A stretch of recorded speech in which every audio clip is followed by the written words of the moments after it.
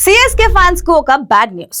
Batting bowling లో కీలకంగా ఉన్న జమీ ఓవర్టన్ సడన్ గా జట్టును వీడాడు. సిఎస్కే ఈ స్థాయికి వచ్చిందంటే సంజు శాంసన్ తో పాటు జమీ ఓవర్టన్ కూడా ప్రధాన కారణం. ఓవర్టన్ కుడితొడ గాయంతో రాత్రికి రాత్రే లండన్ కు వెళ్లాడు. ఈ విషయాన్ని సిఎస్కే అధికారికంగా ప్రకటించింది. లక్నో సూపర్ జైంట్స్ తో మ్యాచ్ మరో 2 రోజుల్లో ఉందనంగా సిఎస్కే కు గట్టి ఎదురు దెబ్బ తగిలింది.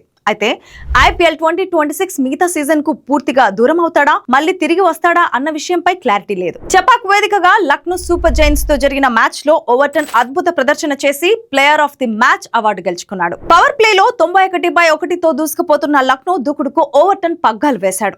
3 కీలక వికెట్లు తీసుకుని లక్నోను 203 పరుగులు పరిమితమయ్యేలా చేశాడు. ఈ సీజన్ లో ఓవర్టన్ 10 మ్యాచ్లు ఆడి 14 వికెట్లు తీసుకున్నాడు.